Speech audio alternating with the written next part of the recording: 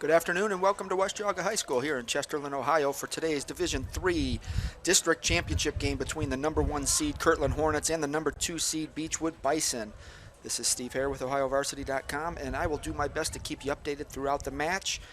And we'll also have a few special guests join me today from the district champion Kirtland Hornet girls soccer team. So we'll have a few of those girls come in a little bit later during the show. And we're just about underway here, getting ready for team introductions. I'll let you listen in there for all of those and for the national anthem, and then we'll get ready for a great soccer match. These two teams met previously in the regular season. Kirtland defeated the Bison 2-1. The key to that match, though, was Jun Young Lee, Beachwood's standout player, missed that game, and he comes into this match with 6 goals and 8 assists on the year. And leading Beachwood, though, is Shai Eulish, number 9. So keep an eye out for him out there in the yellow jerseys. He's got 31 goals this year and 5 assists. This is the second year in a row he broke a Beachwood scoring record. Last season he broke the record for most goals in a single season with 30. And this year he broke his own record with 31. And the Beachwood Bisons. Kirtland and Beachwood High Schools are members of the Ohio High School Athletic Association and abide by high standards of conduct, competition, relations with member schools. All in attendance today are reminded that this is a game between friendly rivals and that good sportsmanship is expected.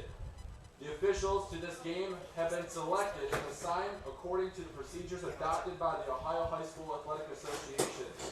Your officials today: referee Zeno Aslushi, linesman Brian Ask, and William Ostelos.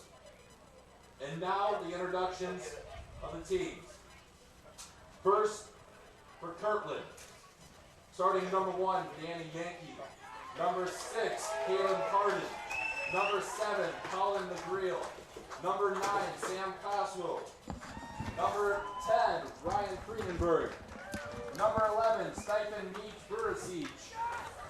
Number 13, Jared Iero. Number 16, Bradley Hauptman. Number 17, Kyle Wirth. And number 22, Jeremy Lanka. And now for Beachwood. Number 1, Griffin Davis. Number 3, Cameron Prince.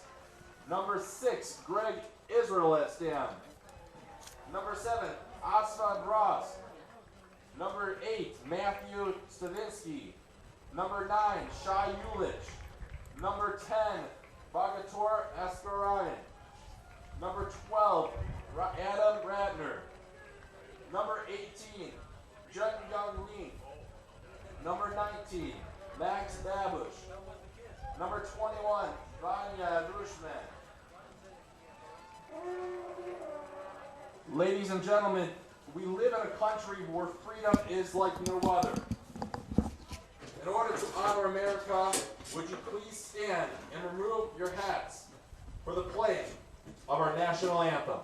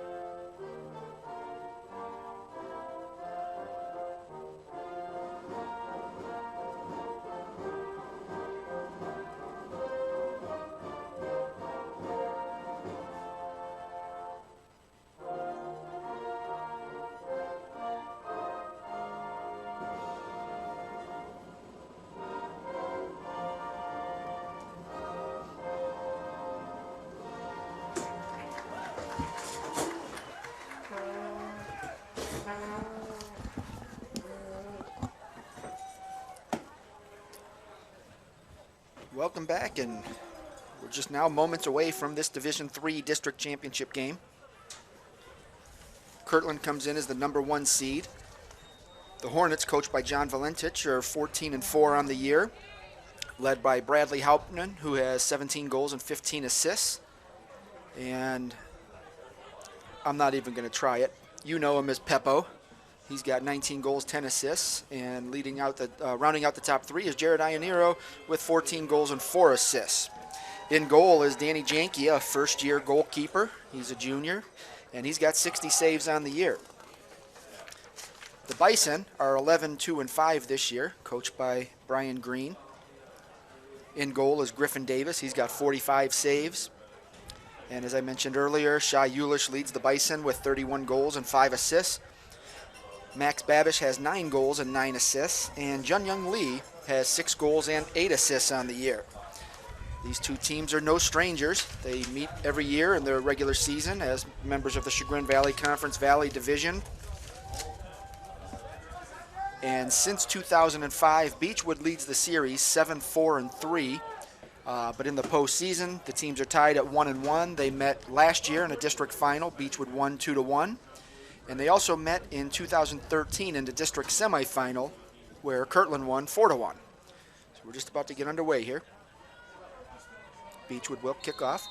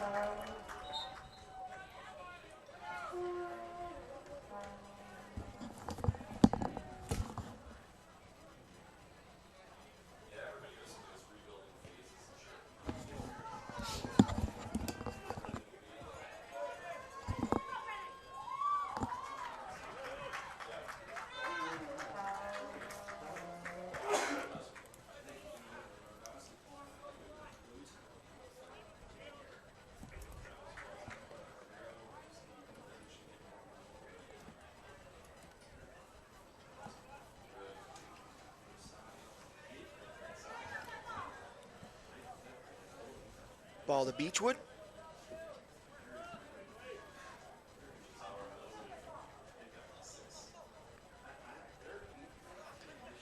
It's Eulish in the corner, Peppo with the steal.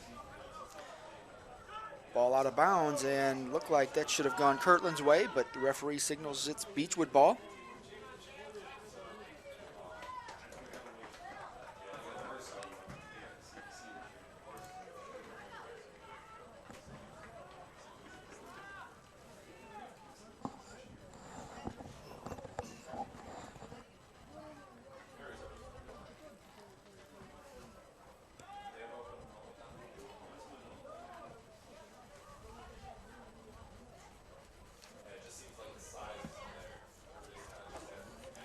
These teams come in very offensive-minded. Kirtland averages 4.06 goals per game, while Beachwood averages 3.89.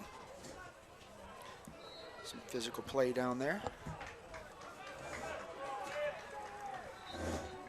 Headed back in Beachwood's direction now.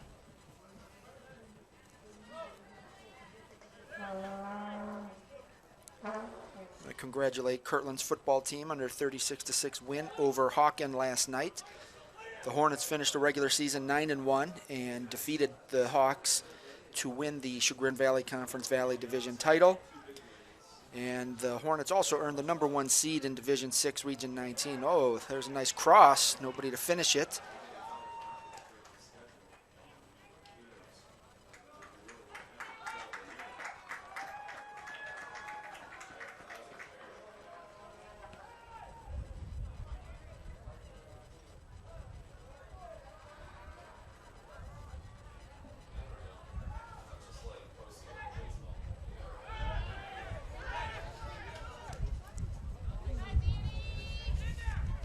Babish with a shot from distance. Janke there to corral that ball.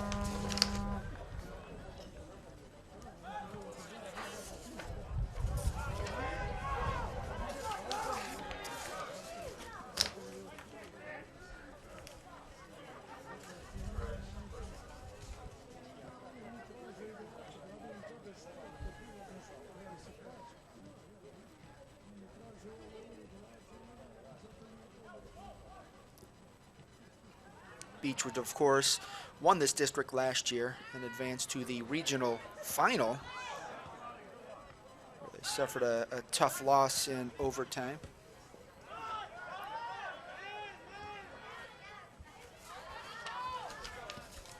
The winner of this district will advance to the Region 9 semifinals against the winner of the Kirtland, Maplewood, or Warren JFK game.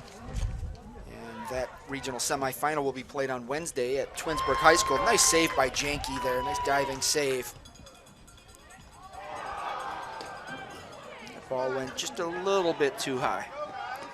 Shot off the mark.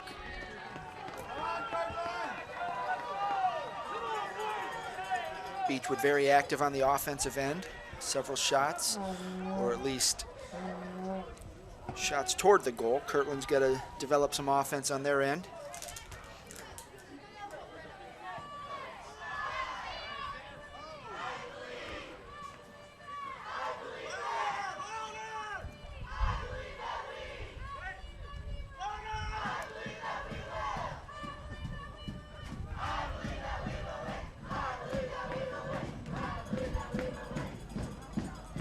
The Kirtland student section letting everyone know they're here.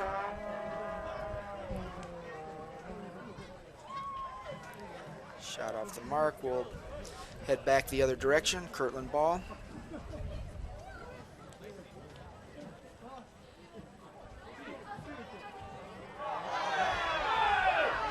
Kirtland fans certainly don't like that call. Non-call, I should say.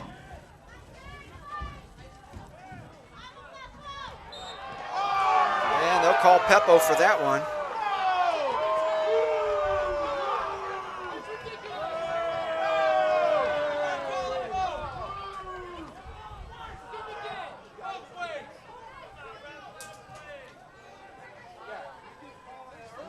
It's going to be Max Babish taking the kick here.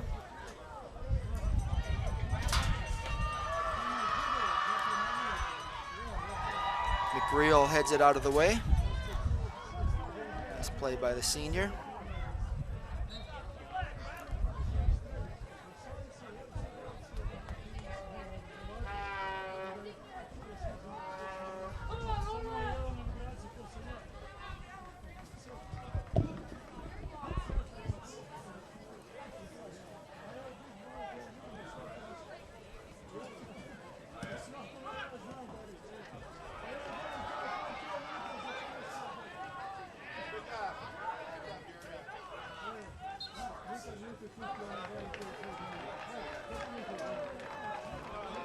Oh, looks like we're going to have a Beachwood corner there.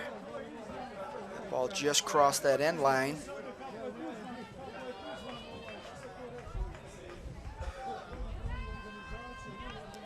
Another shot. Janke there to make the save.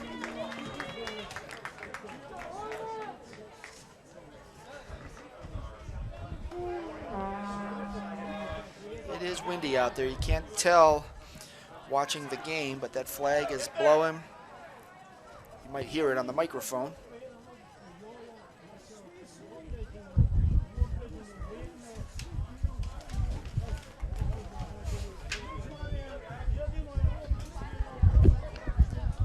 Trying to adjust this crowd mic so reduce some of that wind feedback. Hauptman with the throw in. Still Kirtland ball.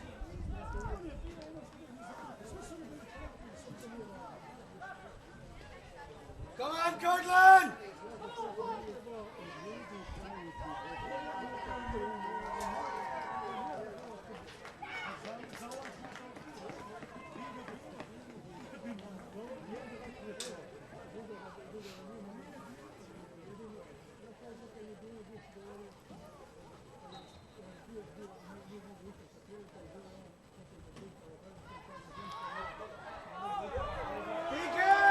Coach Valencic doesn't like that non-call. Peppo taken down.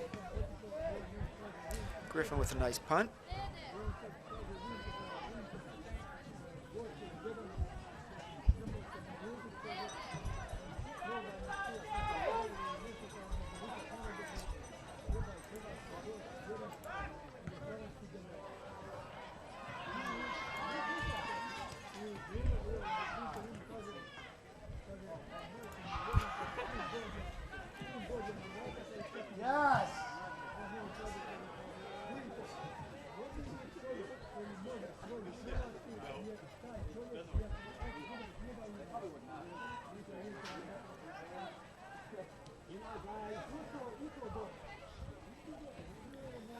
I'm also fighting some condensation on half my window here, so I can only see half the field.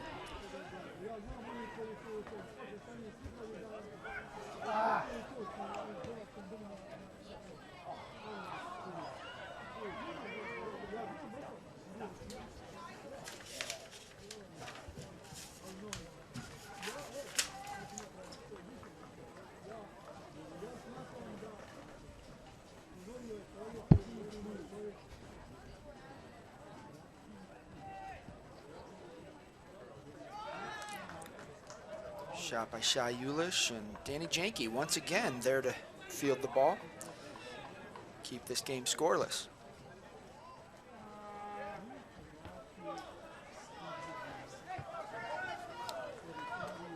If Tiger Laverty sees what Danny Janke just did, he might be calling him up to punt for the football team. He just booted that ball basically from the 5-yard line to the other 45. 50-yard punt.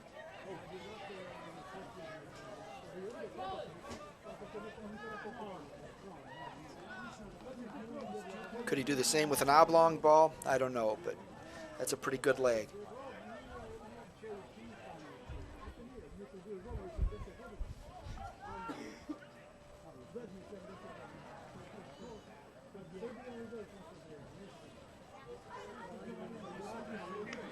Yes. Get it out, guys.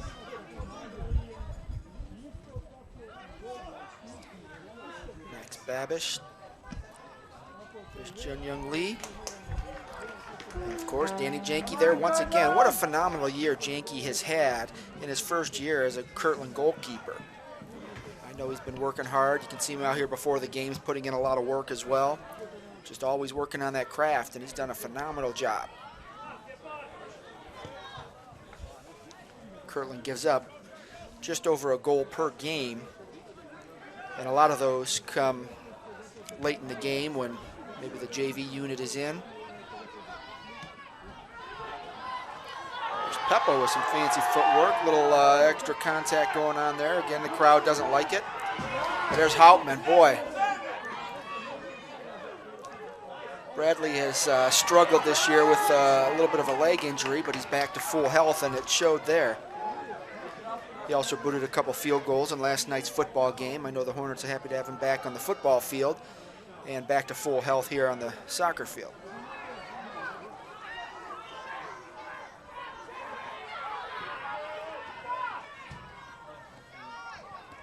Yes.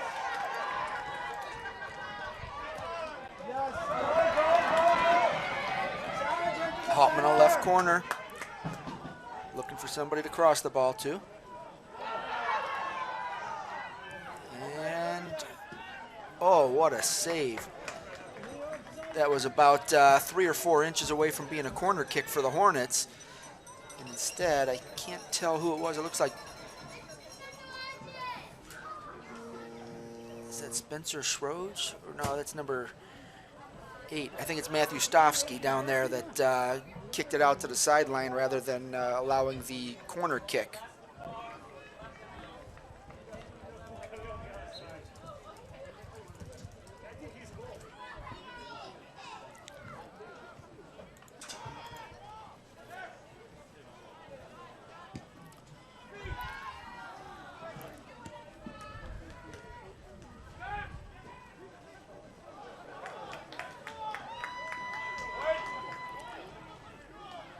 Couple moments, we'll have Kirtland girls coach Ed Braddock join us.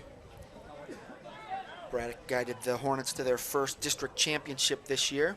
They beat Hawken in a shootout 3-2 right here at West Geauga on Thursday.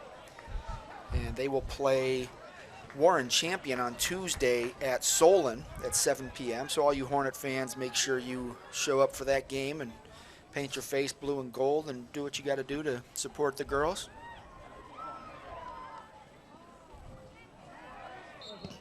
Oh, I was about to say good non-call there.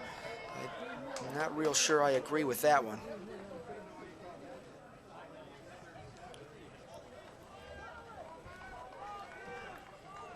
Guess he saw more contact than I did.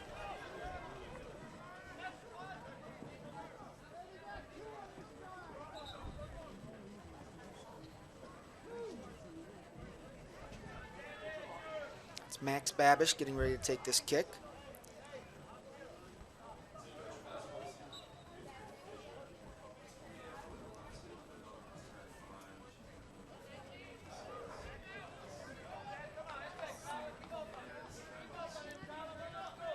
Well, that's a good ball.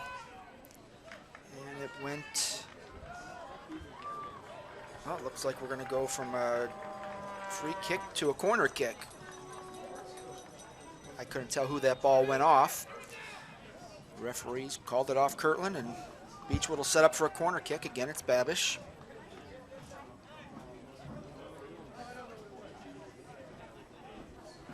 He's got Shai Ulish in case he chooses the short route.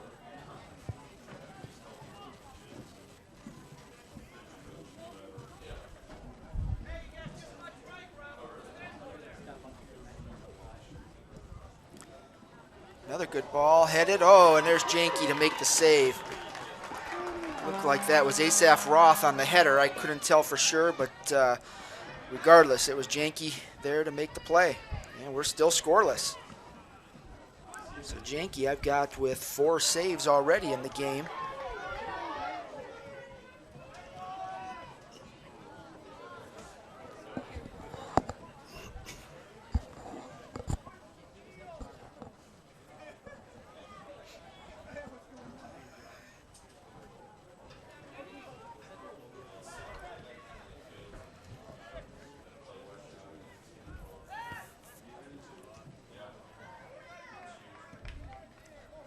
McGreal out to Hauptmann. He's got a little bit of room there. Greg Israelstam on the defense. Oh, what a save by Griffin Davis. Heck of a shot by Hauptmann to get that off, but an even better save. Holy cow, he was laid out for that. But we're going to have a Kirtland corner kick, and it looks like Hauptmann will do the work there. And why not? He's your field goal kicker. If you want somebody to put a ball on the mark, he's the guy. He puts it up. There's Peppo. Oh, open net. Oh, boy, the Hornets had an opportunity there.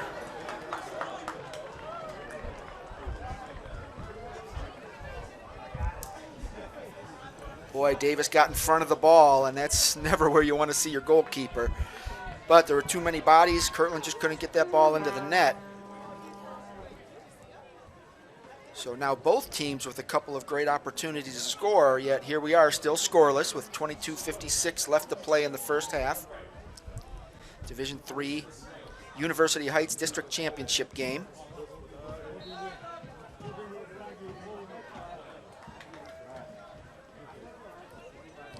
This guy's doing.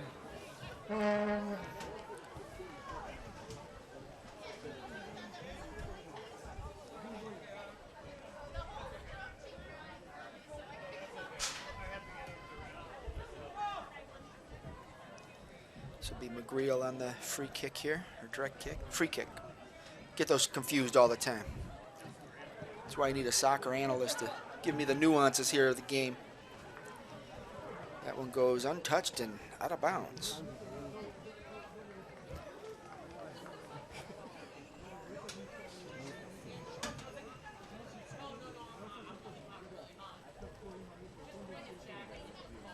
Davis sets up for the kick.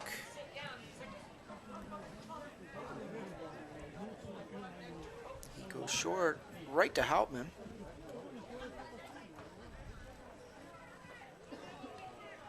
Jared Ionero there. Incorrectly referred to him as Jordan Ionero in a recent game story, and I apologize for that. But after covering Jordan for so many years, I knew it was bound to happen at least once.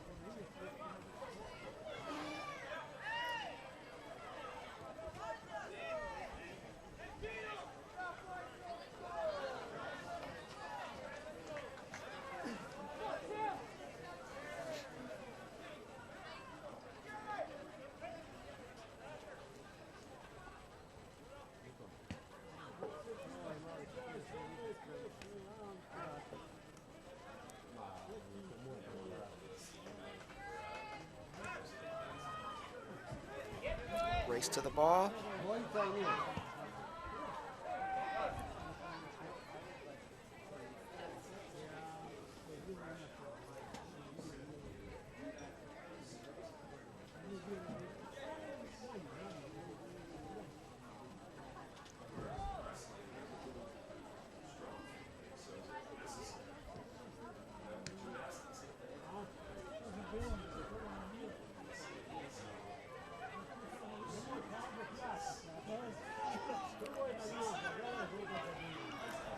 Jung Young Lee with some space.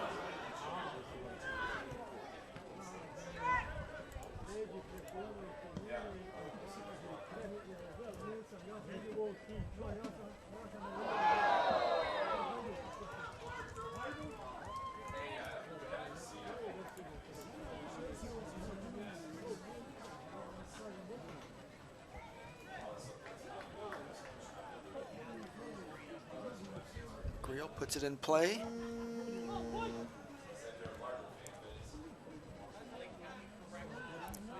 Somehow it gets back to McGreal.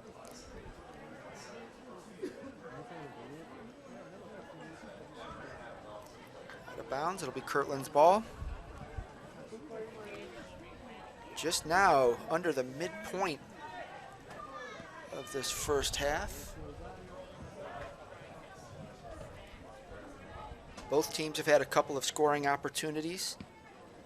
Both goalies have had a couple of great saves.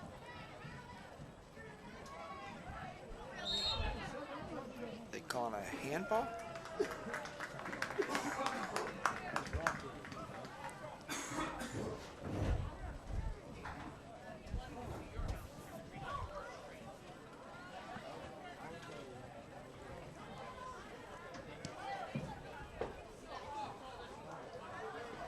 Peppo racing to the corner.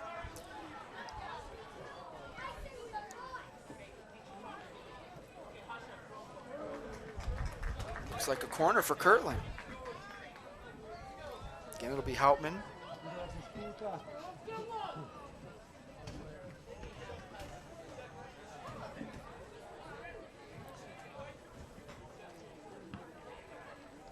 And we'll have another corner for Kirtland.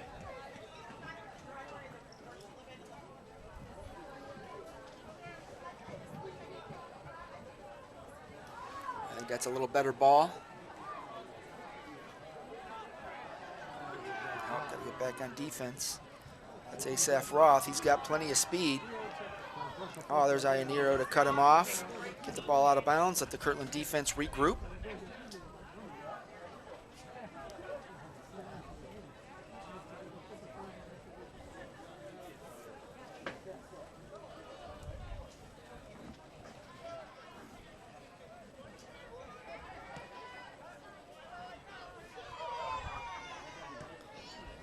Israel Stam to Babish.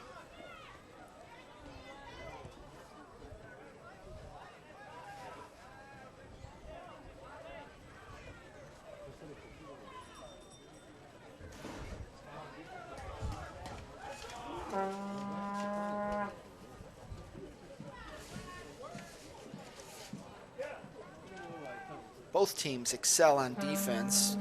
Beachwood allows .89 goals per game, so they've had a handful of shutouts. And then you have Kirtland, who allows 1.94 goals per game.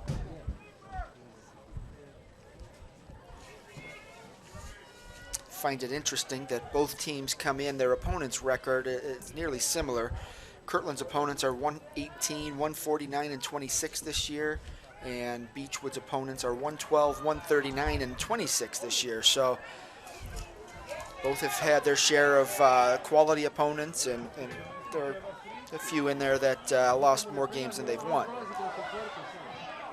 But it's clear these two are a cut above, very, very good teams.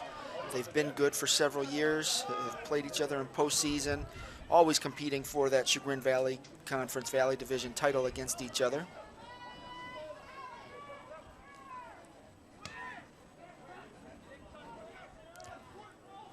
Interesting sequence. 4 headers and a tap. Oh, that was a heck of a ball. Sanjay Sundararajan. I hope I got that right. Ball got to Griffin Davis before Sanjay could get to the ball.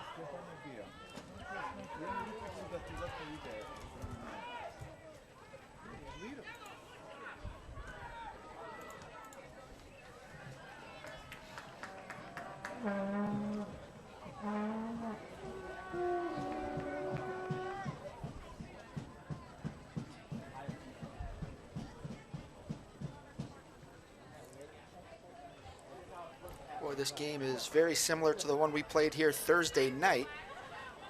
The Kirtland girls and the Hawken Hawks.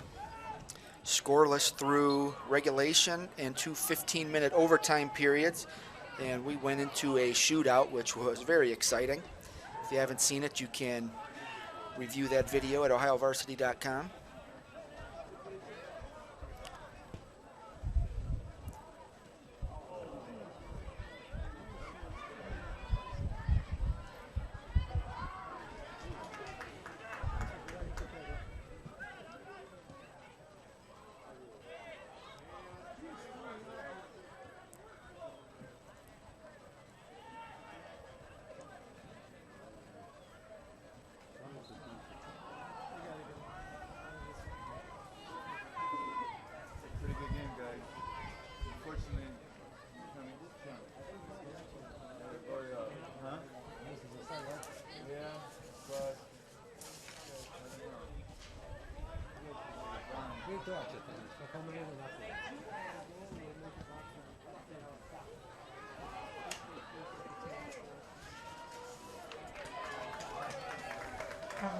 Janke putting in some work today, as he does every game.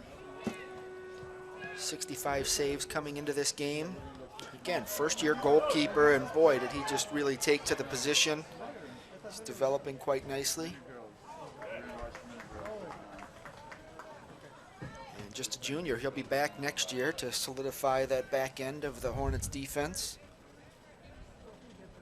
Kirtland throw in. Right out there to Sanjay. Notice I call him by his first name rather than his last. It's a little easier to say Sanjay than Sundararajan.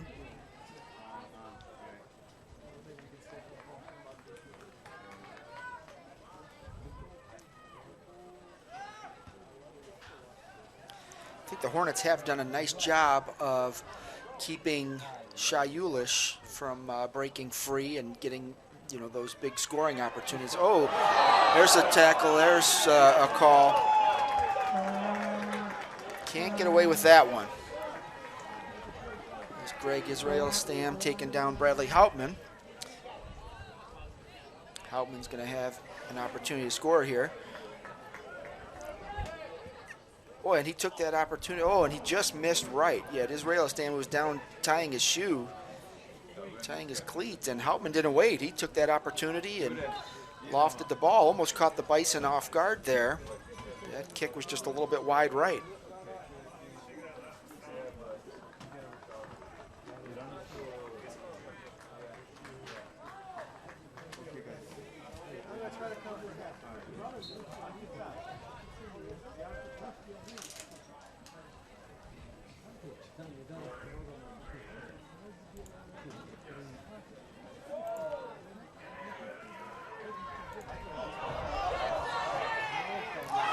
again, and that one, oh, a no call in the box. Wow, that is not a popular call with the Kirtland faithful here.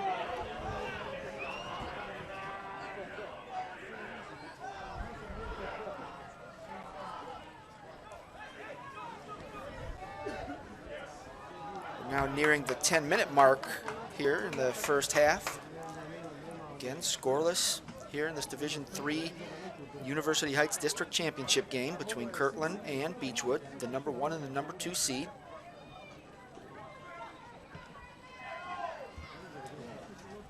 Kirtland defeated Beachwood 2-1 in the regular season.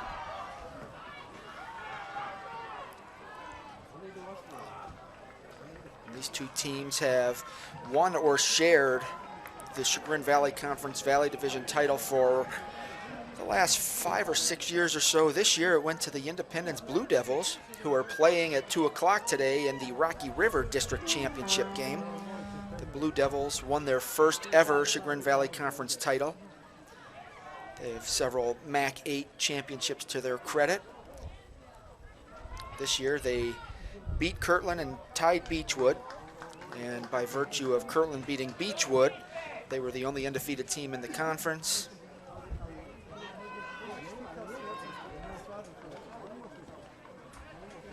It says a lot about just how challenging that Valley Division is, even though you have you've got the teams at the top like Beachwood and Kirtland and Independence, and three of those teams are still in the district finals.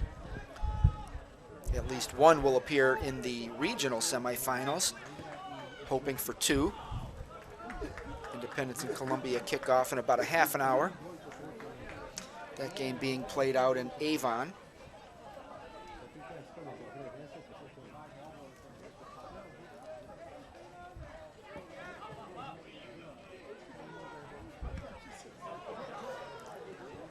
That ball is going to end up out of bounds. Be coming back this way to your right.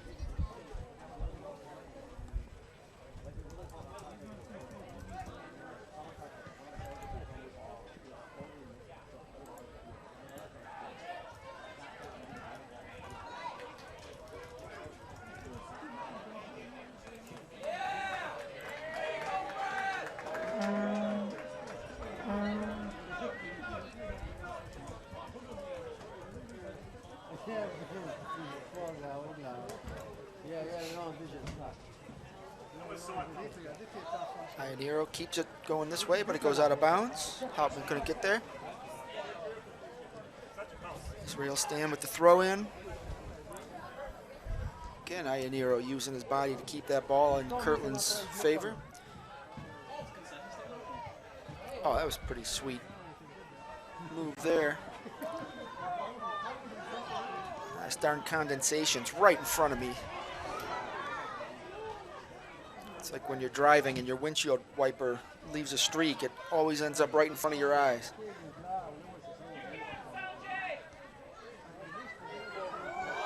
Oh, Peppo, that's some fancy footwork. Just too many bison there. Kirtland coaches looking for a call. Well, unfortunately, they're going to get one, but it's not the one they were looking for.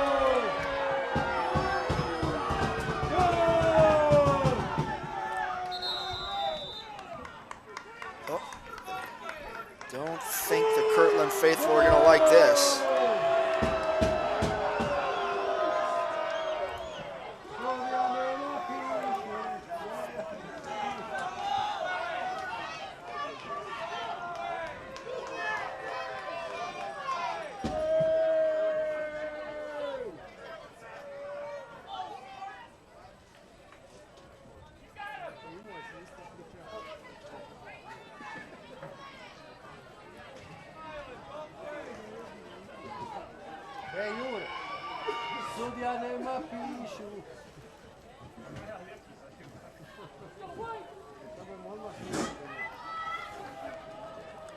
That takes Peppo out of the game momentarily.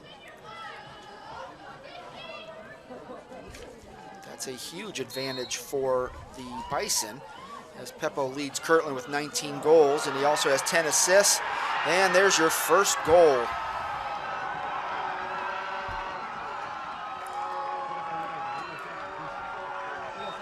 And it occurs with arguably Kirtland's best player on the bench.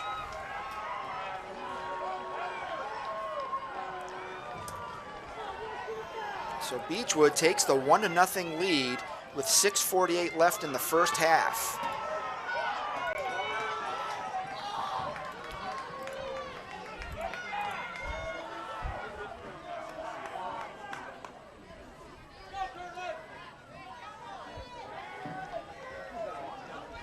It goes from the Kirtland coaches looking for a call on the offensive side of things. They don't get it. They get the call on the other end in Beachwood's favor. And that resulted in the unfortunate situation they face now, being down a goal. Plenty of time left in the game. No need to panic. It just went from being an even game, and now it's, oh boy. Beachwood with another opportunity. Kirtland plays that off well.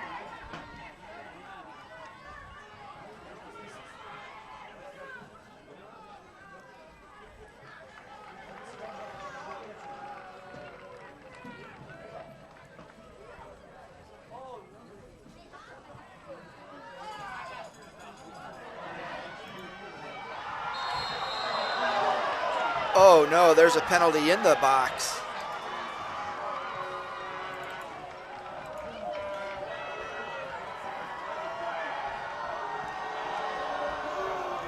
There's Colin McGreal giving, see now that's uncalled for. Asaph Roth looking at the Kirtland student section. That is not sportsmanship there, Mr. Roth. Danny Janke to face the penalty kick. It's unfortunate that a great game could be marred by something like that.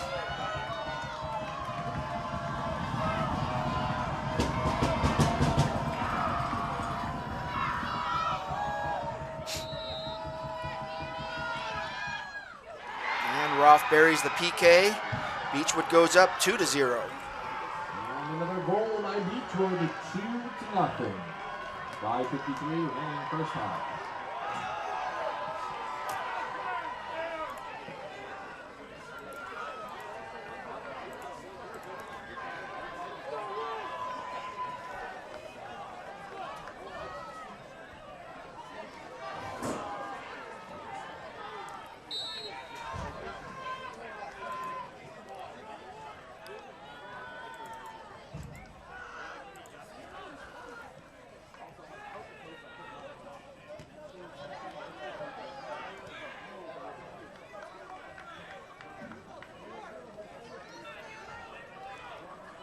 Beachwood now up 2-0, just over 5 minutes left in the first half.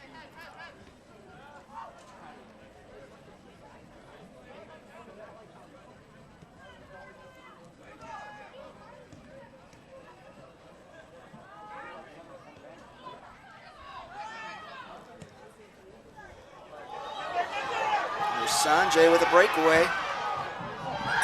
Loose ball, Griffin Davis couldn't come up clean with that diving play, and unfortunately the ball rolled away from Sanjay.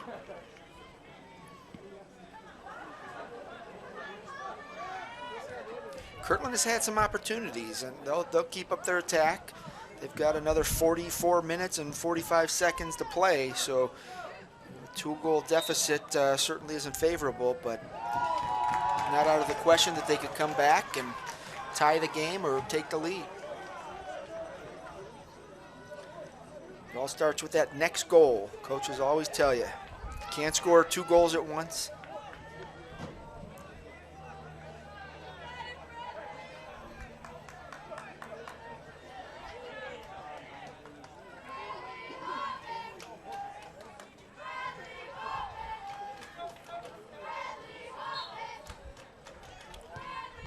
Hoffman launches it up toward the goal. It was a pretty decent ball. Sanjay just couldn't get a head on it.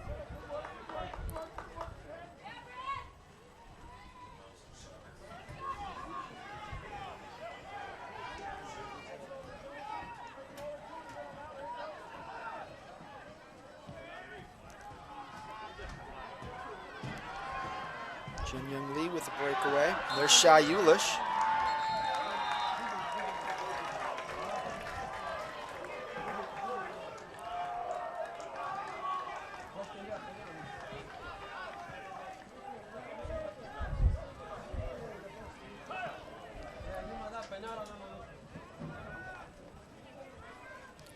Down to 3 minutes, 20 seconds.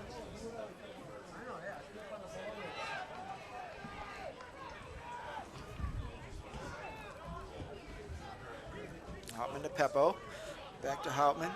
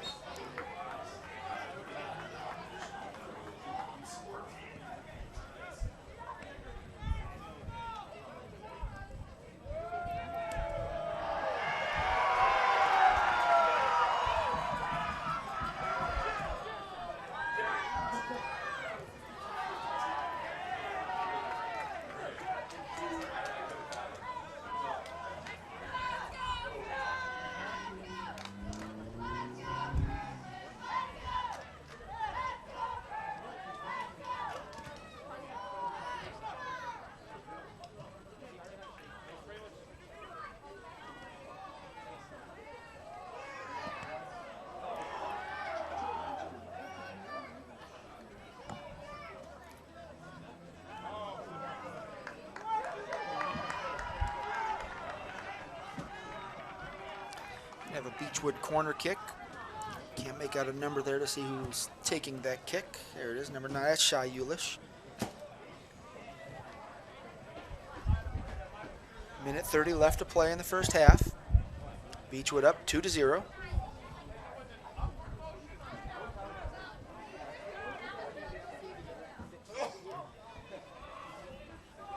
Ball went a little bit long.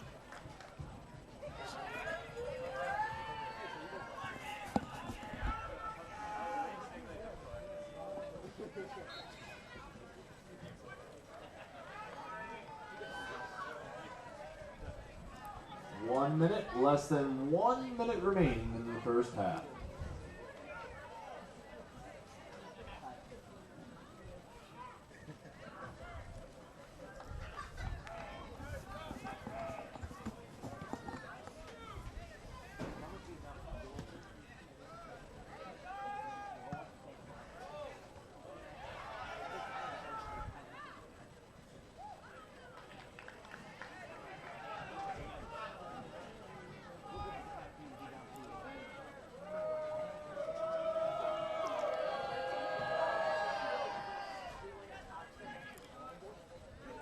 Kirtland could use a flurry of activity down at the other end right now. And this last 15 seconds.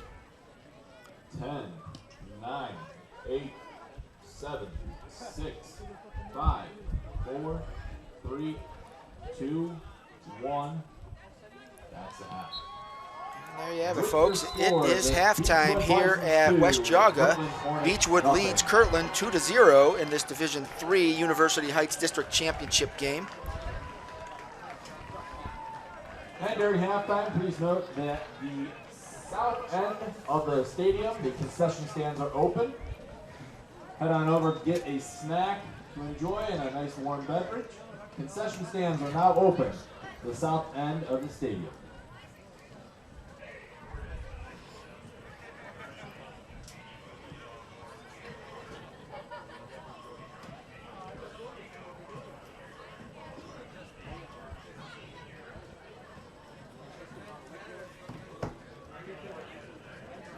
So it'll be an interesting 40 minutes to close out this game. Kirtland's going to have to up their attack to look to equalize this game, being down 2-0. It looks like I'm going to have a couple of visitors here from the Kirtland girls soccer team. Yeah, but you guys come on in. Close that door there, Hallie. You should go first.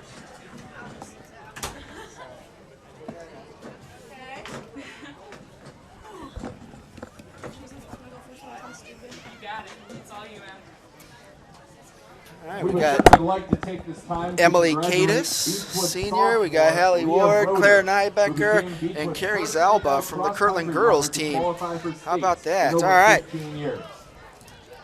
Emily, how's it going? Good. So talk a little bit about Thursday night. Just now that you've had almost 48 hours to process that win, winning the school's first ever district title. How does it feel? It's still surreal. I think we're walking around just all the support that we've gotten from both our community and other schools. I mean, the amount of other teams that we played this past season that reached out to Mr. Braddock was amazing. I mean, he made a list of anywhere from our conference to Gilmore to, I mean, schools that we played far away, like Foodskins Rocky. It's just the support we've gotten is incredible, and we couldn't have done it without them. You've been a 4-year starter, primarily on defense. How much did that help? I mean, because that was obviously a defensive game all the way up to the shootout. Yeah, definitely. I made a comment about this in my other interview after Gilmore. The fact that Mo, Carrie, Hallie, and I played together since freshman year has a huge impact on how we played these past couple of games, because I think that since we're so fluid and we know each other so well that we know how to cover, well, especially like threats like Deja and Maggie, we knew how to cover each one of them, because if she beat me, then I had Hallie, or if she beat Carrie, I had Carrie.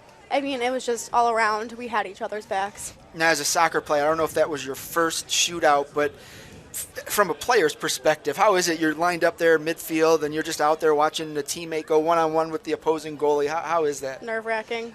We all held hands. We all prayed. It comes down to luck, and really that's it. I mean, we did practice PKs a lot, but it just came down to who wanted it more, and I definitely think that we deserved it, I guess. Having Maddie Zuber in goal, is that a good thing for you? I mean, just knowing that she's there? The moment the second shutout or second overtime ended, I walked up to Mo and I said, I don't trust anyone more than you. I mean, I give Mo 100% of the credit that she gets. She is the best goalie in our region of Ohio, and I believe in her no matter what. And how cool was it that she got that final shot? No, she deserved it. I'm so happy for her and all of us. I mean, she's just an incredible player in person that I'm just so proud of her. Outstanding. Well, congratulations, and good luck on Tuesday. Thank get that you. rest, get healthy, and Thank get out you. there and play hard. Appreciate it. Who's next? All right, senior Hallie Ward.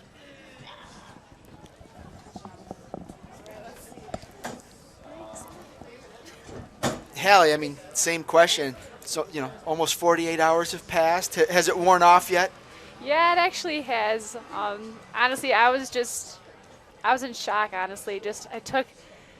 I couldn't believe it actually happened, because it's like, we were talking like since freshman year, it's like we were kind of in the same situation. We went to overtime against Hawken in the playoffs, and we actually ended up losing in the first 15-minute mark. And just like, I knew it was like the same exact thing. I'm like, this is our time. Like, we have 10 awesome seniors, and we don't want to be done yet. So I know we were playing for each other, and we really do have a great team. We all get along so well. It's awesome. Now, I can't remember offhand what your record is against Hawken and Gilmore over the past decade or so, but coming into this week, it was 0-17, I believe, and I think there were a couple ties in there.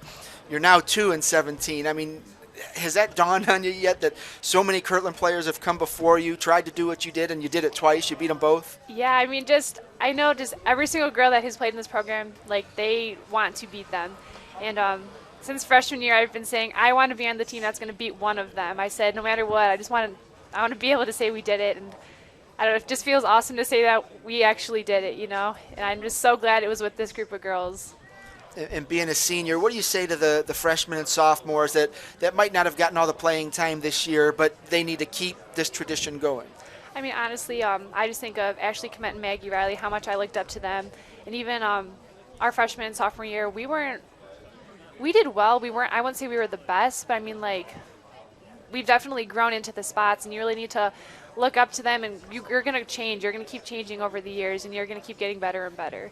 So you can kind of just look at your role models and kind of like take what you can from them and just kind of form into your own person. You can never look ahead too far, but now Tuesday's coming up. Warren champion. Have you looked at them? Do you know much about them yet? We've kind of looked at some teams they've played. I mean, you really can't judge it based on that because you never know. Any team can come up at any time, or because you can pick and choose who's going to win, but really comes who's going to have the most heart and who wants it more. Outstanding. Well, congratulations. It was so amazing to watch, and then to be down there and see the emotion and the excitement you guys. I mean, that's what this was all about, and it was great to see. But congratulations, good luck, and I'll see you on Tuesday. Well, thank you. All right, Claire, you're next. Come on in. I don't see a black eye or a broken nose or anything. If you folks didn't see the play that I'm referring to, you've got to go. I don't know whose Twitter it is. Who put the music? Sarah Cadis did an Look- excellent edit of that. Yes, look up Sarah Cadis on Twitter. There was a play during the game, and I described this as the definition of Kirtland's girls soccer team in one play. Claire Nybecker took a ball, a direct kick to the face, took like a quarter of a second to say, hey, is my nose still on my face? I looked to Hannah and I said, am I bleeding? And she just kept on playing. I mean, and it's that type of that mentality that allowed Kirtland to beat both Gilmore and Hawken in the same week. And I mean, Claire, am I right? I mean, is that what it was? Just mental toughness and overcoming the physical pain, that type of thing? Just the kick to the face was really, it was almost eye-opening because I was hit and I looked around and I saw my whole team and I was like, okay, I'm fine, I'm here, everything's good, we need to keep playing. And it wasn't about me, it's not about one person at one moment in time, it's about the whole team. And just the fact that so many people, I mean, people get knocked around the whole game and we can't let one instant and one weakness let the whole thing crumble because we had been so strong the whole game. And just one thing like that can't screw you up. Well, you're right, but that one thing like that can kind of inspire you to continue to do that. Yes, and I think that it honestly comes a lot from, I give so much credit to in the summers we work so hard and we dedicate so much time to working out, and we have alumni come back like Ashley Komet and they run our program, and we just emphasize the fact that we are tough and it's the last 10 minutes of the game and it's we just can't give up, that we have that toughness, and I guess that is a display of that. You're a senior, you play multiple sports at Kirtland, so you've had success. I mean, but this takes it to another level. What does it mean? To beat Hawken and Gilmore in 1 week is just truly incredible. And I'm so glad that we got to do with the group that we have, with the seniors all the way down to the freshmen, and the fact that alumni even came back and congratulated us. It's just truly incredible. And it's because we get to watch the football team do things like this all the time, and now you can't even describe how it feels. It's amazing. All you can do is just smile. It just feels so good. Outstanding. Well, congratulations. Good luck on Tuesday. I hope you don't show up for basketball practice for another few weeks. Me too. Don't tell Coach Bell. All right. Well, congratulations to you and good luck on Tuesday. Thank you. All right. And batting cleanup for the Hornet girls here is Carrie Zalba, senior captain. Good work, Claire. Carrie, you probably had a wave of emotions. The ups and the downs. In the Gilmore game, you scored the one goal, the 1-0 win. You come out in the shootout and you miss wide right. I mean, in one point you had to be as high as you've ever been, and on the other, I mean, what was that like? I've never really missed a PK before, so that was a first for me. My hamstring was hurting me in the game. I didn't know if I should take it, but I was just kind of whatever. But yeah, I was a little upset, but I don't know. I thought it was gonna hit me hard, oh gosh, I just missed it for the team. This is we're gonna lose, but it didn't actually I turned and looked, and everyone was fine, and I just had it I'm we're still gonna win this. I didn't think it was gonna be a problem. Yeah, I think that's what everyone before you just talked about is team. You play for each other. You've got each other's back. So you miss, they picked you up. I mean, what does that mean for you? It was just so awesome. I still can't believe it hasn't actually hit me yet, but it's just amazing. I just knew we were gonna be able, everything was in line. We had all the calls going our way, and I just knew that this was gonna be our game. So Maddie Zuber steps to the line to attempt that 5th PK. What's going through your mind? I knew she was gonna make it. I had no doubt in my mind. I was so confident. I was ready for it. I knew it was going to happen. It was her time. She deserved it. What is it about this team? You're a captain. You've been around for 4 years. You've played with these girls for a long, long time. What is it about this team that allowed you guys to step up and do what you did this week? We've been waiting for this game since freshman year. We have been working so hard for it. We're such a family. it had to be our time. It was our time to come through. And looking ahead to Tuesday, what is it going to take for Kirtland to take that next step and play in a regional final? We just have to stay focused, keep up the momentum, keep our heads where our heads need to be, and our hearts are always in it, so we're ready for it. Outstanding. And, you know, you're going to leave after this season, hopefully in a few more weeks. What is it you're going to leave behind? What's Carrie Zalba's legacy? I just want everyone to see like all the effort that we put in, and that how far the effort can come. Like we've put in this effort for 4 years to beat these teams, and I just want people to see like it really can happen. Outstanding. Well, congratulations to you. Best of luck on Tuesday. I'll be out there in the cold. I'm sure you guys won't feel it, but good luck and you know, get to that regional final. Thank you. All right, thanks, Carrie, and thanks to all the Hornets. Appreciate it. And here we are back into the second half, already almost a minute and a half in. Again, Beachwood leads this district championship game 2-0 off a late goal and a PK a minute later. So just an unfortunate sequence of events for the Hornets. Put them into a 2-0 hole. But they have plenty of time to overcome what they find themselves in now. It's 2 goals. Obviously, Beachwood doesn't give up many goals. The Bison average under a goal a game allowed. And any team, when you have a 2-goal lead, is going to kind of pack it in a little bit defensively. So that's what the Hornets are going to face here in the second half.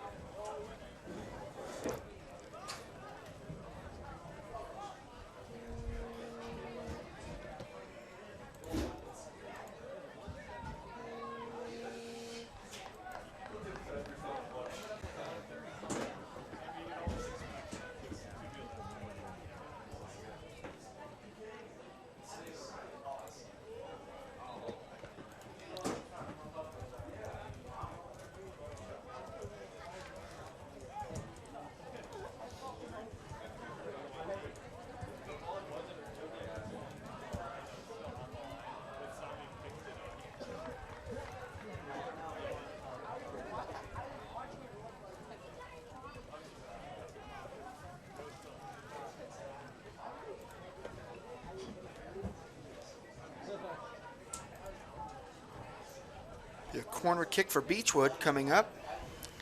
It's way too far away to see who is making that kick. Oh, off the post. Hit the far post and bounced out in front of the goal. And now we've got a whistle and it's going the other way. Boy, Kirtland caught a break on that one.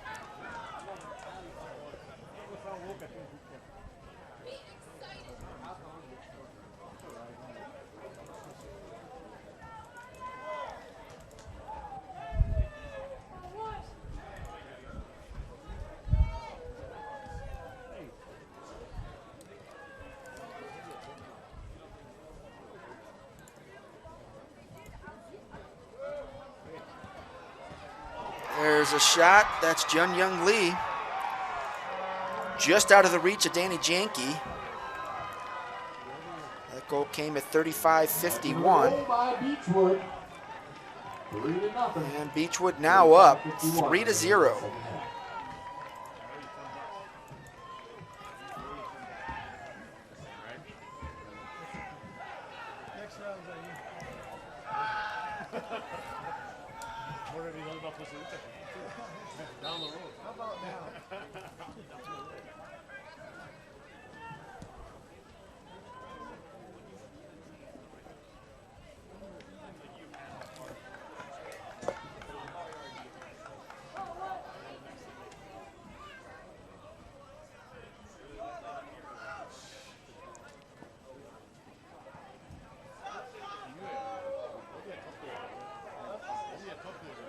It's okay.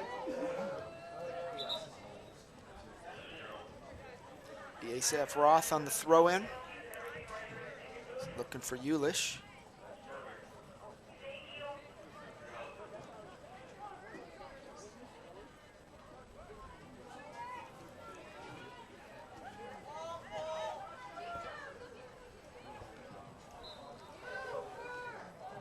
Looks like the offsides call on Beachwood.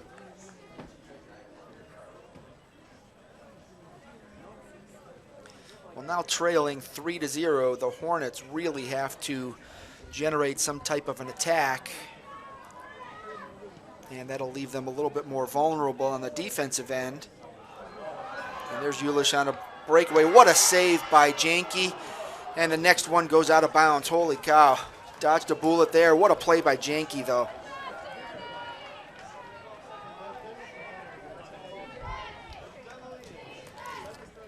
You know, there you've got one of the best players in Northeast Ohio one-on-one with a first-year goalie, and the first-year goalie comes out on top. So while there haven't been many bright spots for the Kirtland Hornets in this game, Danny Janke certainly has made some plays. And as I mentioned, he's a junior, and he'll be back next year, and that'll help the Hornets solidify that back end of the defense.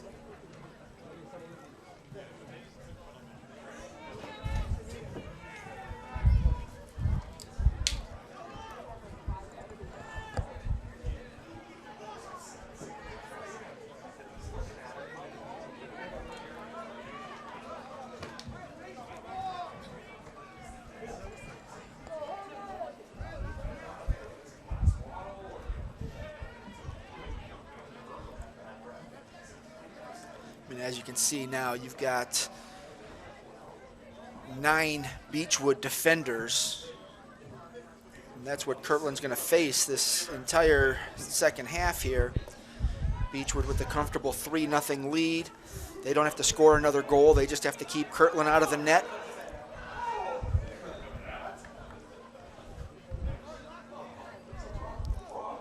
It's already hard to score a goal in soccer and against the Bison, who give up less than a goal a game, and to try and score 3 in one game, it's going to be a tall task.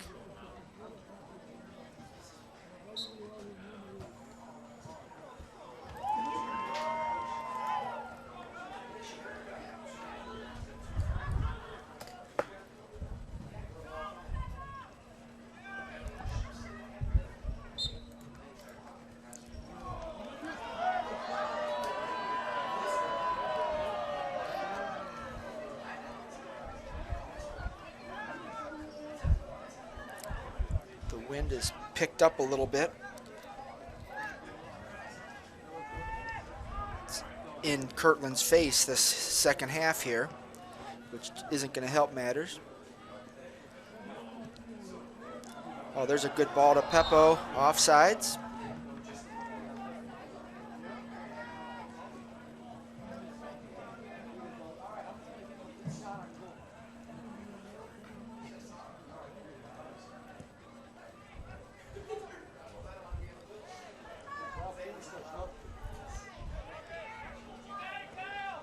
As you can see, Beachwood's offense is pretty much ending at the midfield stripe, with most of their players now playing a defensive position.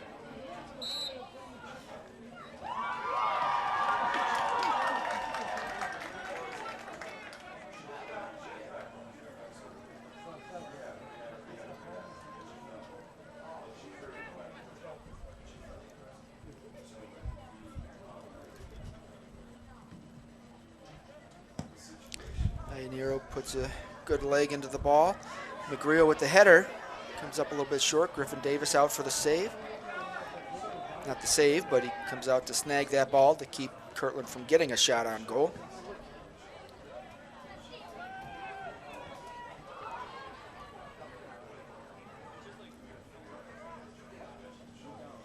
Kirtland had a couple of chances in the first half, and that one in particular where Griffin Davis came out of goal and wasn't able to stop the ball, and Kirtland just couldn't get a leg on it to get that ball into the net.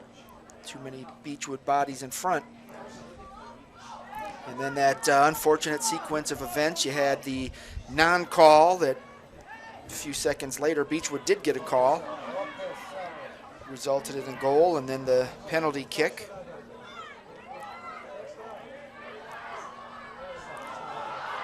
And there's another goal for the Bison. Looking for a call and didn't get it. Goal, Beachwood.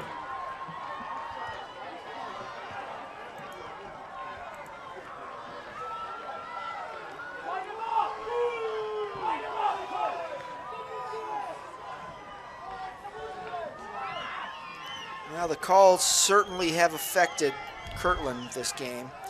Whether the referee made the right call or the wrong call, I'll have to review the video, but I know the Kirtland sideline doesn't like it.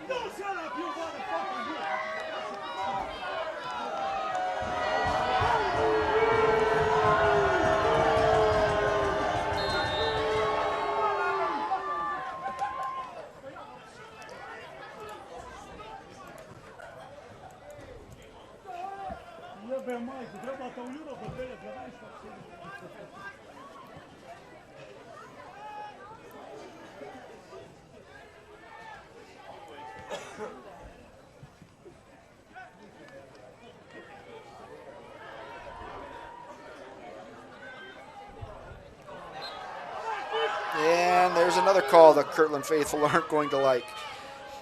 Kirtland can't get a call on the other end of the field, but they certainly are the victim of a few calls on their end.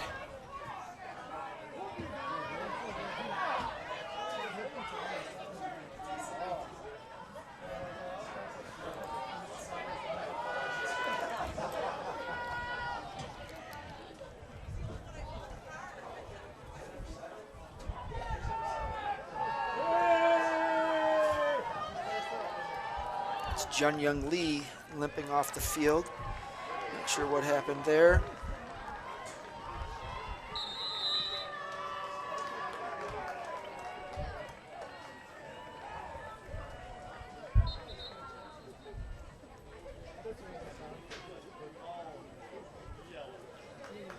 And there's a yellow card for John Valentich.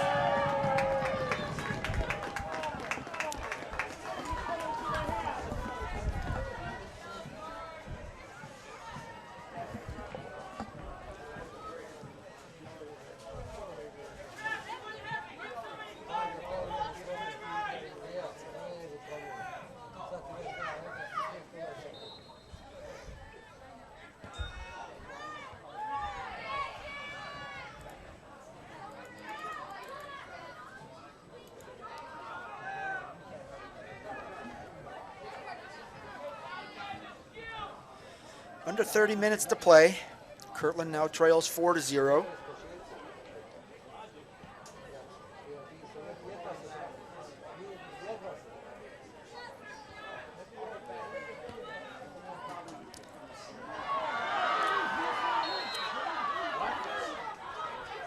Cameron Krantz just knocked a Kirtland player to the turf. Delayed call on that one.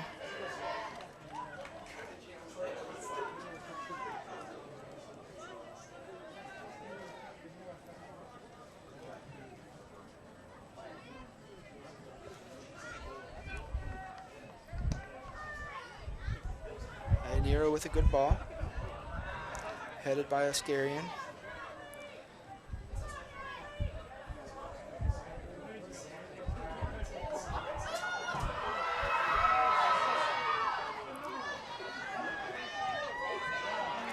Shot on goal, just comes up a little bit short.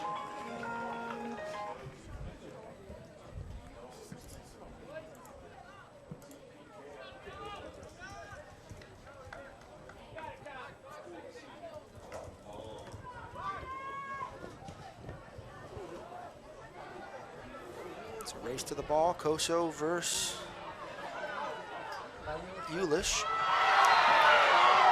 And still no call.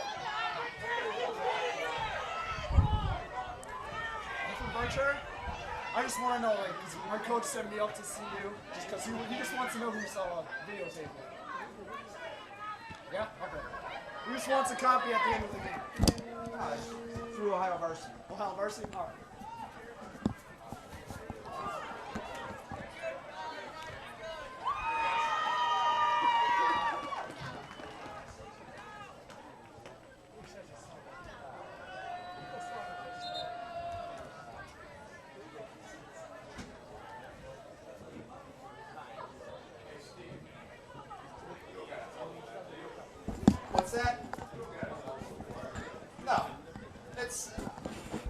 was Kirtland that won.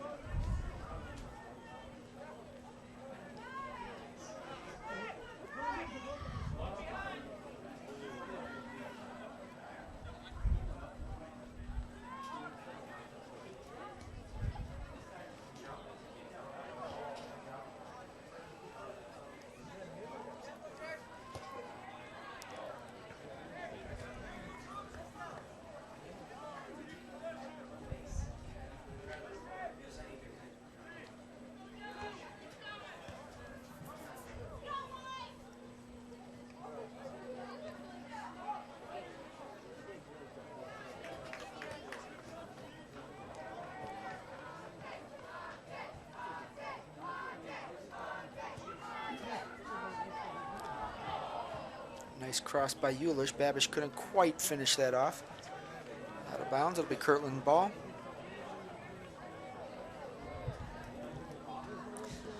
Down to 23 minutes and 25 seconds. Kirtland down 4-0.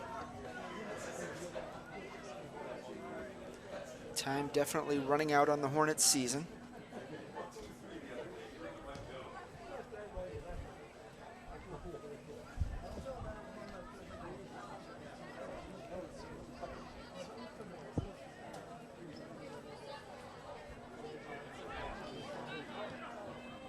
Hoffman out to McGreal, cut off by Krantz.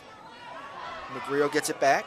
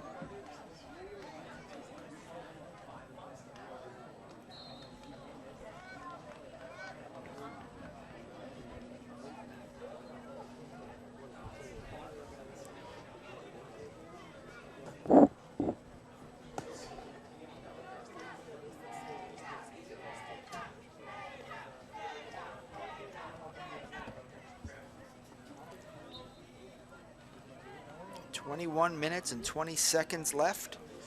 This Division III University Heights District Championship game here at West Geauga.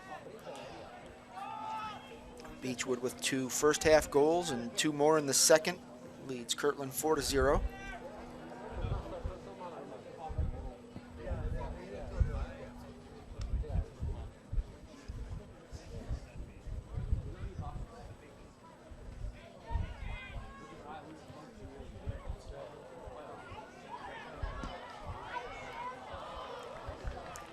Vanya Schiffman there tries to sneak another one in, went wide right.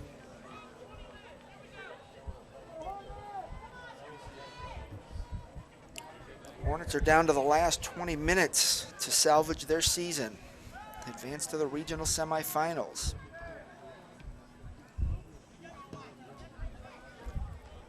Four goals in 20 minutes against this Beachwood team is a lot to ask.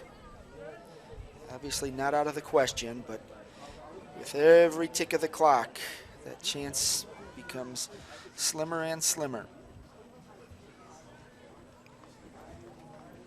They have a corner kick for the Bison.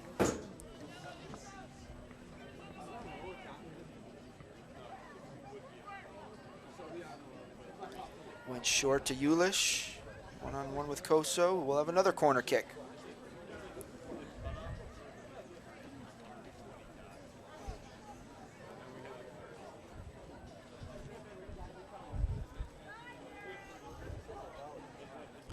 That was a dangerous header there. Popped it right up to the middle in front of the goal. Ulish with the cross. That's going to go out of bounds.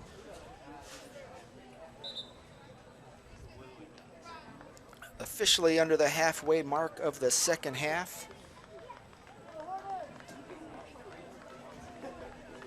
Again, the winner of this game advances to the Region 9 semifinals on Tuesday at Twinsburg against the winner of the game between Cortland Maplewood and Warren JFK.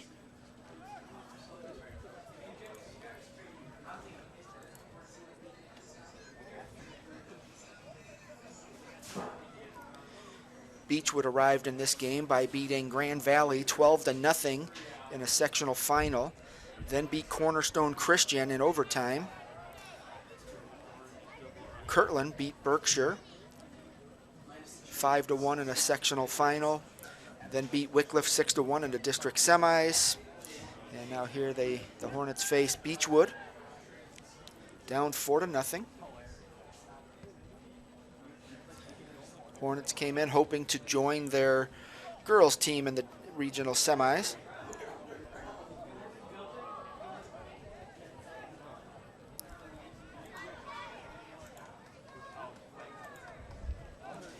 When you talk about difficult paths to the regionals, it's the one the Kirtland girls took. They opened up the postseason with a 7-0 win over Pymatuning Valley, then beat Fuchs Mizrachi 8-0. Then they faced the number 1 seed Gilmore Lancers, and the Hornets came out on top in that game 1-0 off a direct kick by Carrie Zalba. And on Thursday, right here on this same turf field at West Geauga, the Hornets defeated Gates Mills Hawken 3-2 in a shootout. In one of the most exciting soccer games I've ever seen.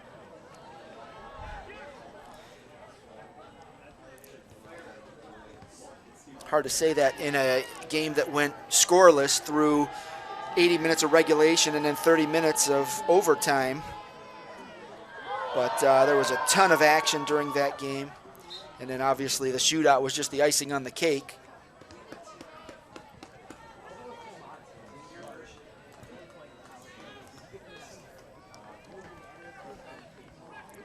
Last night, the Kirtland football team won the CVC title and clinched the number 1 seed in the Region 19 playoffs. And the Hornets were trying to make it a trifecta coming in here today. Unfortunately, it doesn't look like it's going to go their way, unless something remarkable happens here in the final 17 minutes of play.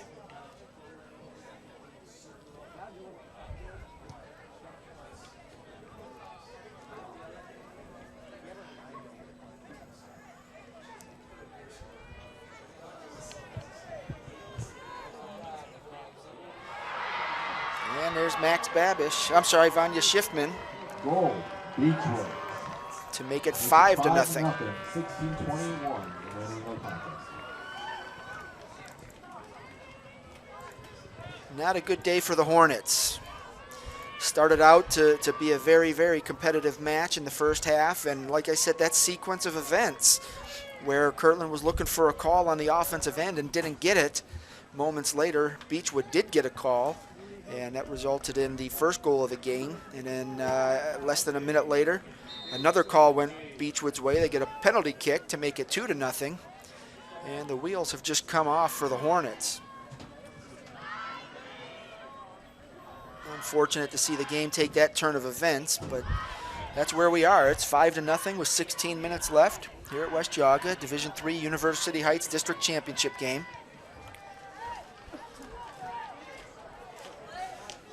It's the second straight district championship game featuring these two teams. Beachwood won last year's district final 2-1 after beating the Hornets 6-1 in the regular season. This year, Kirtland won the regular season match 2-1 and now trails the Bison 5-0.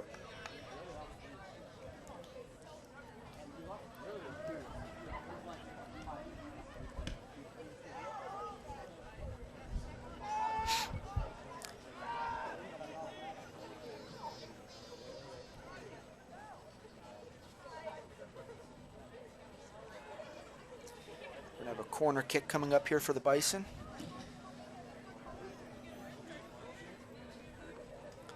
Approaching the 15-minute mark. There's a save by Janke. And the Hornets just need to mount some sort of an offensive attack. I think even just one goal would, I wouldn't say it'll take away the bad feeling they're going to walk away from this game, but it'll soften the blow a little bit.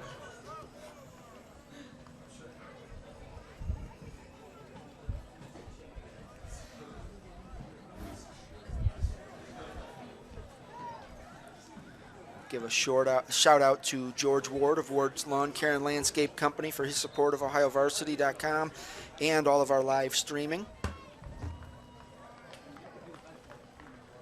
George is a true fan of high school sports, not just the Kirtland Hornets, but all of high school sports. Big supporter of Ohio Varsity, and we do appreciate that. Also want to mention Brian Lebo out at Athletic Performance Training Center. Check him out on the web, and he does a daily blog on how to get your athletes in peak physical condition. Of course, scorestream.com is my favorite app, and I don't just say that because they're a sponsor of OhioVarsity.com. I say it because I use the app, and I think if you follow my Twitter feed, you'll notice that. But all the live video and photos that you can post through there, through Twitter, outstanding sports app. There's another save for Janke. Nice diving stop.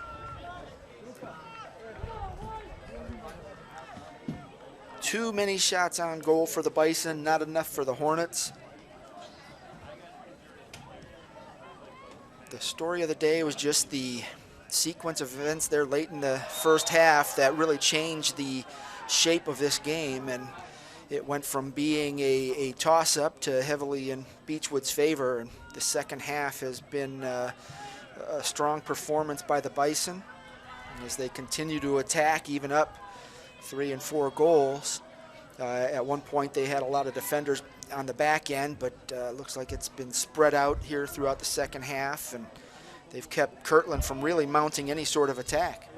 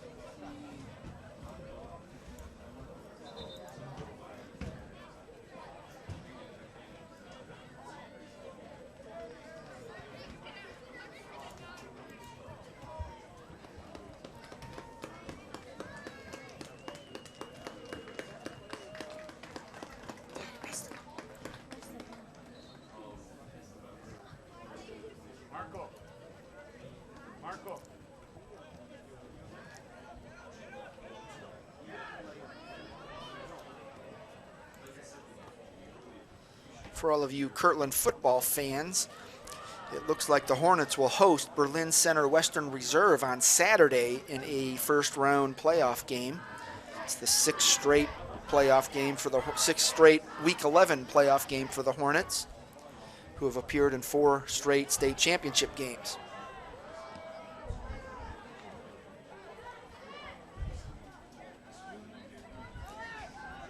So this loss here in the district championships will sting, but plenty of excitement to look forward to for the Hornet fans. Beginning with Tuesday's regional semifinal, Kirtland girls versus Warren Champion out at Solon, 7 o'clock. Be there or be square. And then on Saturday, first round playoff game.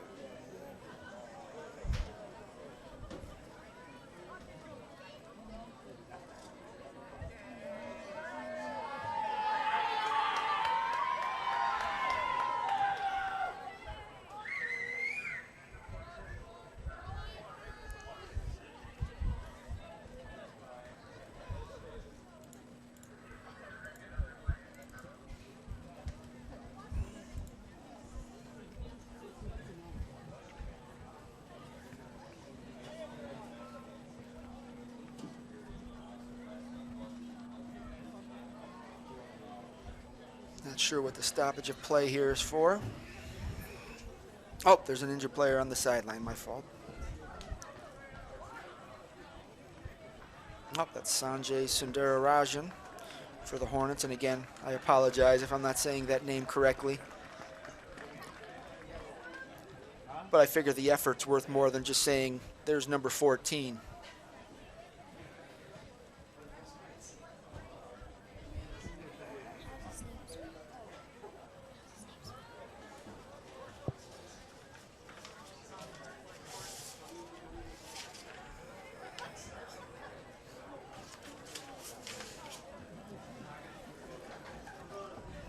Ten minutes, 57 seconds left. Division III University Heights District Championship game. Beachwood comfortably on top, 5-0.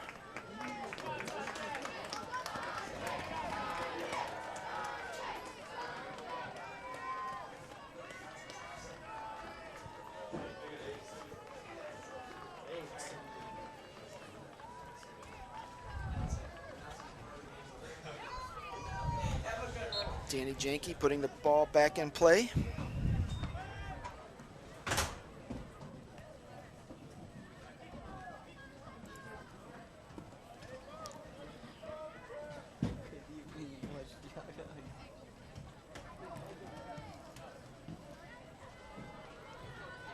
A little pushing there. Koso frees the ball up.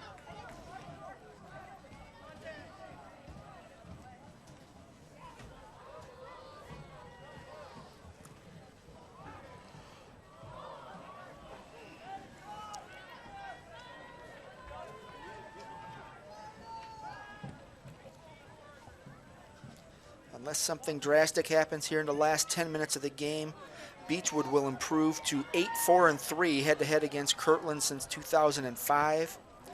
And I use that mark since that's when online record keeping began at the Ohio Soccer Coaches Association website. And the Bison will take the advantage in the head-to-head postseason play with a 2-1 record against the Hornets.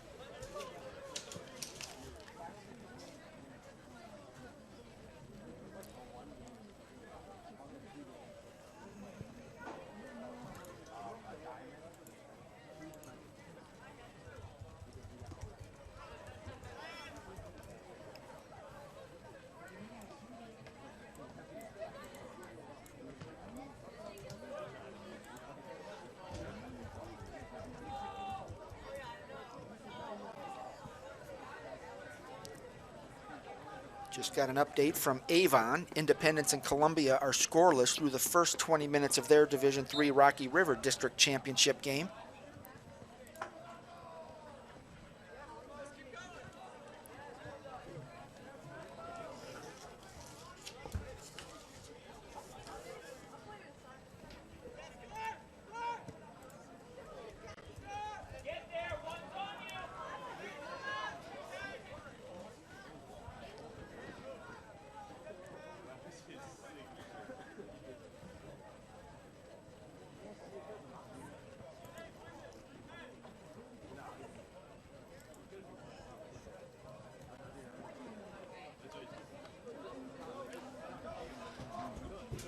Certainly not the outcome the Kirtland Hornets were looking for today, but an outstanding season nonetheless.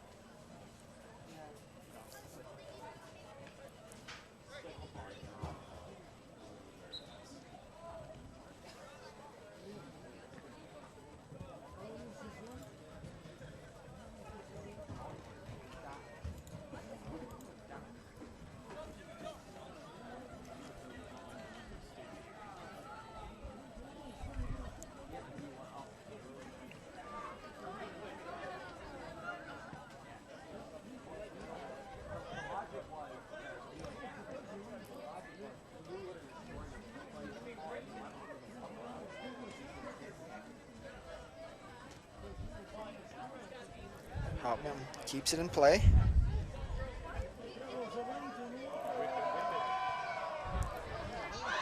Oh, and there's the goal for Kirtland, the one they've been looking for. It's Steppo. And Griffin Davis tried to tackle Steppo. I'm not sure what that's all about, but 7 minutes, 13 seconds to play.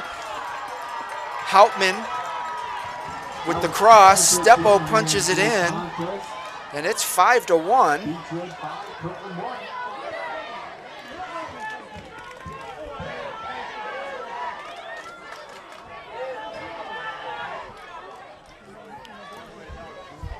Not sure what was going through Griffin Davis's mind. It was a goal. Peppo went, picked up the ball, and interesting play there. But so yeah, that certainly isn't going to change the outcome here, but at least Kirtland can walk away knowing they scored a goal. It's 5-1, 7:06 left to play.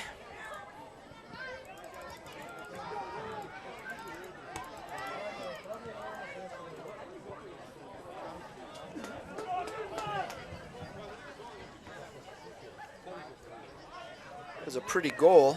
Hauptman there working one-on-one, beat the defender, got out a beautiful crossing pass, and Steppo punches it into the back of the net.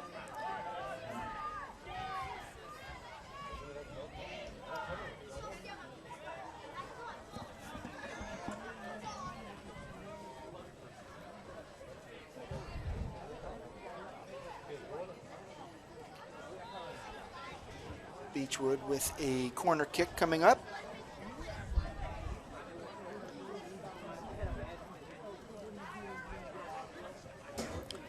There weren't many highlights for the Hornets today. Obviously the goal is one. The play of Janke in goal was certainly a highlight of the day. He had several saves, some real pretty saves too. And the good news is many of these Hornets return next year.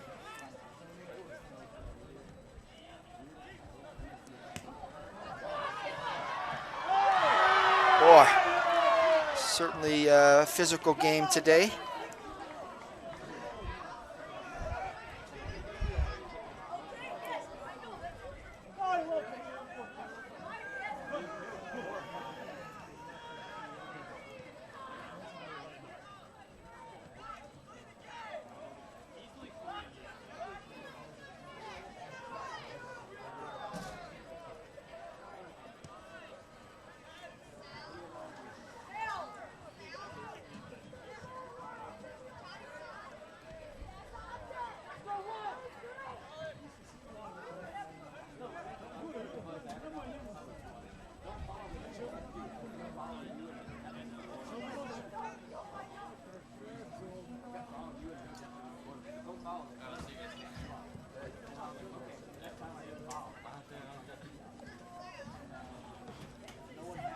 Grill with the throw in.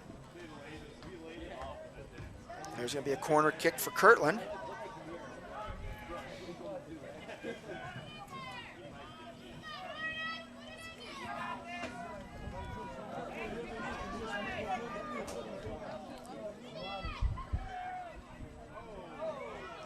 Diving save by Griffin Davis. No tackle necessary.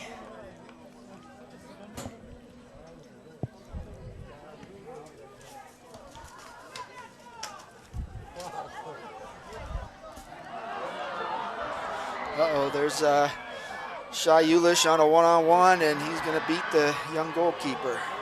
Goal, Beachwood. Now with 4-1 remaining in today's contest, Beachwood 6, Kirtland 1.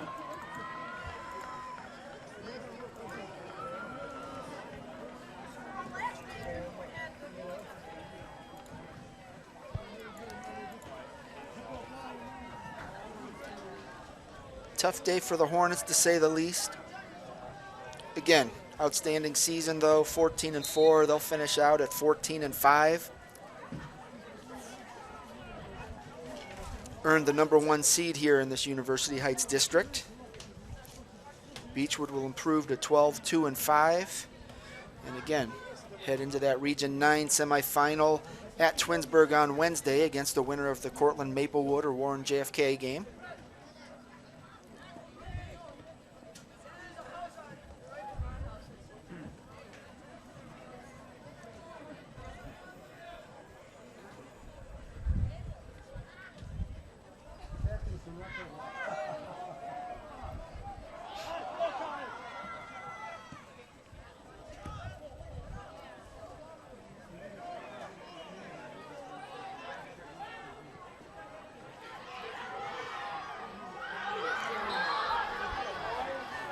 Offsides is the call. 3 minutes left in this Division III University Heights District Championship game. 6-1 Beachwood.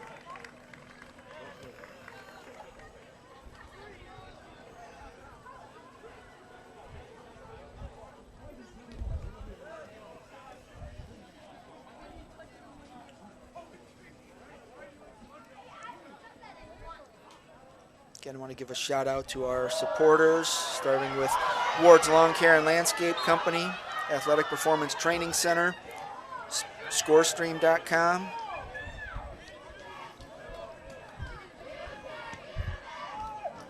Oh, there's a good ball by McGreal, and Ionero there. Griffin Davis, last second, rips it out of his hands, and there's a sign of sportsmanship. That's much better than what we've seen a couple times previously in this game.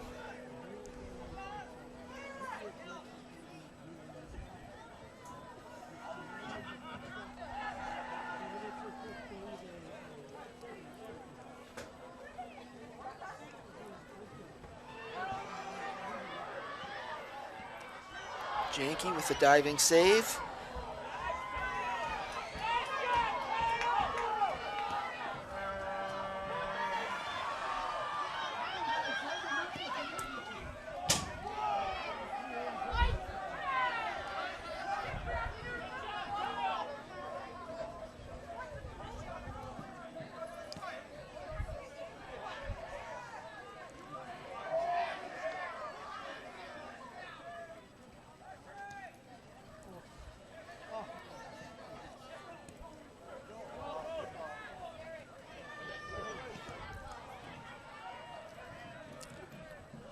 Just over a minute left. 1 minute, less than 1 minute remaining in today's contest. Congratulations to the Beachwood Bison. Good luck to them in their regional next week. And shout out to the Kirtland Hornets for a successful season. A lot to be proud of. Obviously, the sting and disappointment of this loss will carry into the off season for them.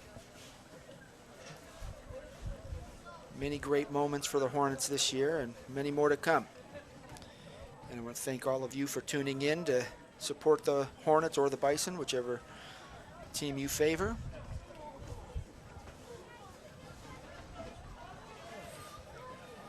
One final corner kick here for the Bison, and they take the short route. And it looks like they'll just run out the clock here on this 6-1 victory over the Kirtland Hornets. 8, 7, 6, 5. So the Beachwood Bison officially your Division III University Heights District Champions. They will move on to the Region 9 semifinals for the second year in a row. And the Kirtland Hornets close out their season at 14-5 on the year. Thanks again for all of you for tuning in. And visit OhioVarsity.com for more on this game and high school sports in general. We've got 12 players. Don't forget, referee play for him.